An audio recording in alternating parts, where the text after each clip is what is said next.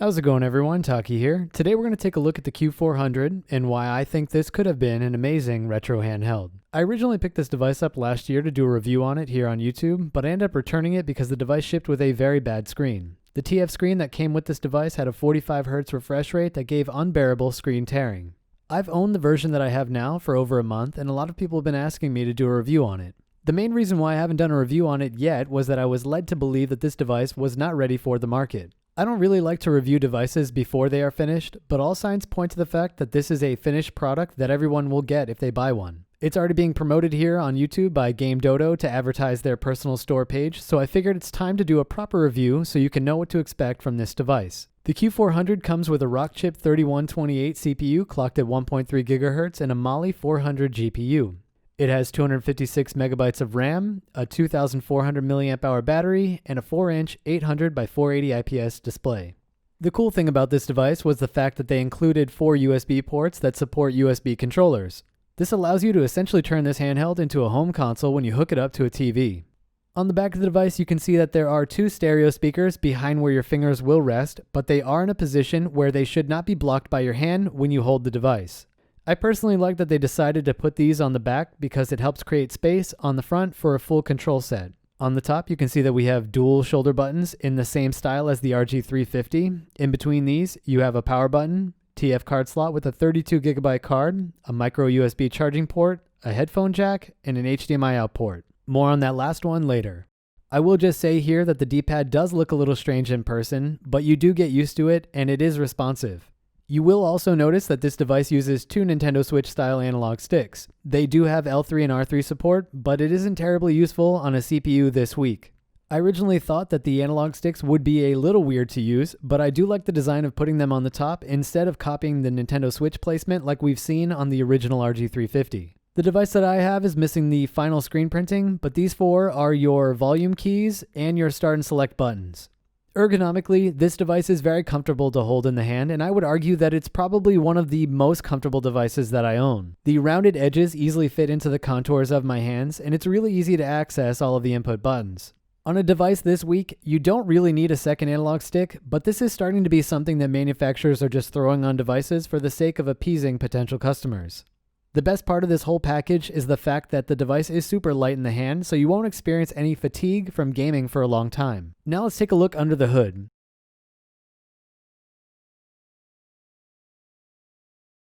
With the panel off, we can take a look at the PCB and the wiring situation. You can see here that we do have a few cold solder joints, and interestingly enough, we don't have any standard jacks, especially for the battery. This means that you would need to desolder this battery if you ever need to replace it in the future. Aside from that, this side of the board is pretty bare, so we will need to remove a few more screws to take a look at the SoC.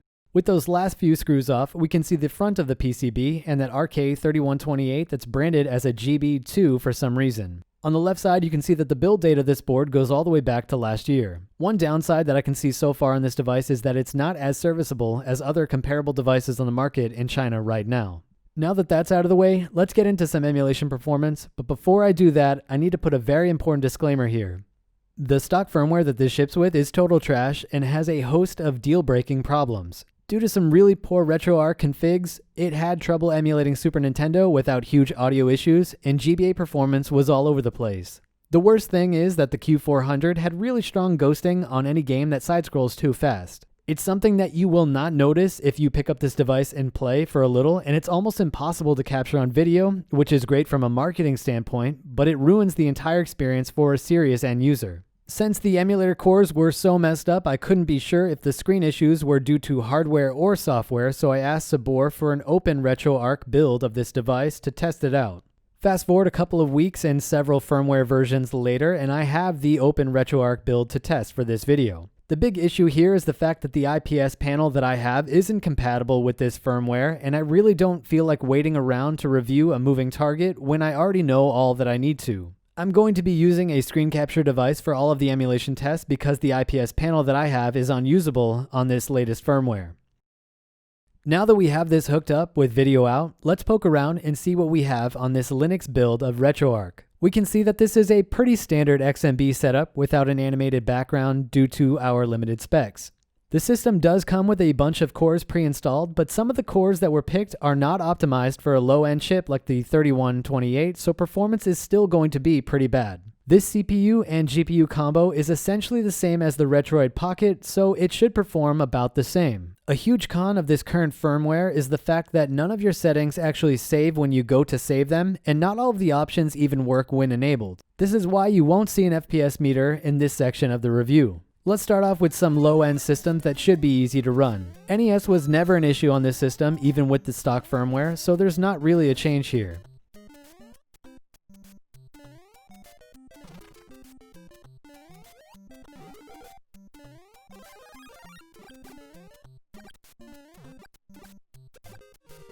When we go to Game Boy, things are a little different, and performance is a mixed bag. We are using the MGBA emulator for GB, GBC, and GBA, and it really isn't the best option for the RK3128. This chip shouldn't have any issues with these three systems at all. I like to use this Dragon Ball game as a benchmark for GBA because it's easy to see screen tearing issues by running back and forth, but it's also easy to hear if there are any slowdowns by listening to the audio.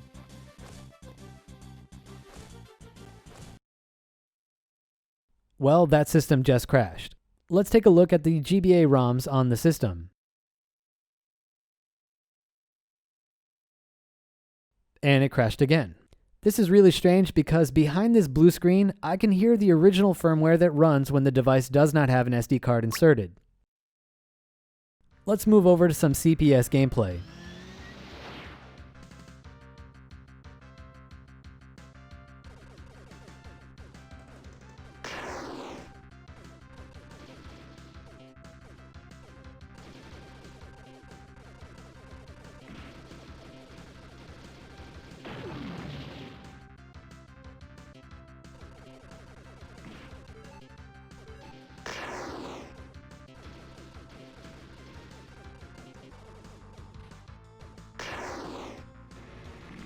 No crashes here, but there are some slowdowns.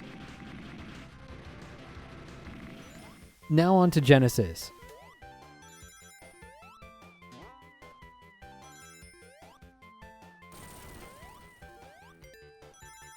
Genesis gameplay is very smooth on this Retroarch system, which is to be expected given how powerful this rock chip is, so let's do something a little more demanding with N64. N64 is really where the cracks start to show on this device, mainly due to the fact that this is a system which should run very well on this device if they included enough RAM on the PCB. This is basically the reason why we can't play any PSP games, even though this device has the power to run that system well. With RAM prices as cheap as they are, I don't really understand why they didn't spend $1 or $2 more on manufacturing costs to make the product better with more RAM. I think that the lack of RAM is also the reason why the device keeps crashing on me during this review, but I'm not 100% sure.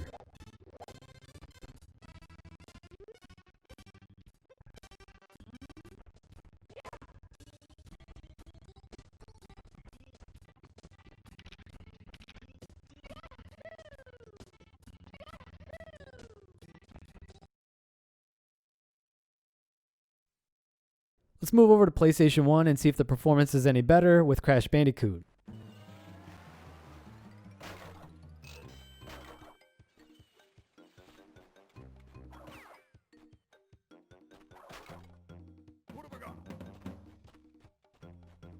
And it crashed. Let's try out Super Nintendo.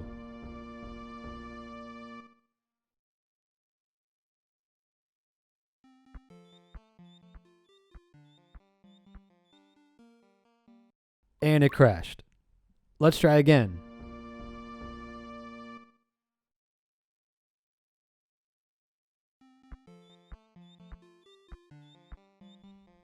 And it crashed. I tried another 10 times to record this game for this review, and it wouldn't work. This is essentially where I'm at with this device. You either stick with the stock firmware that has ghosting and all of the other issues that I've described, or you shift to this newer firmware which fixes those issues but introduces a bunch of new ones. In either case, hopefully it's clear that this device is still not ready for market, which is a shame because it should be an amazing handheld. I own the Powkiddy X2, which has the exact same chip as this with more RAM, and it's a very good device, but it's also a lot bigger. As it stands, this is a difficult product for me to recommend, but I'll be sure to update you if things change. I'll catch you here next time with another review. Happy gaming, everyone. Taki out.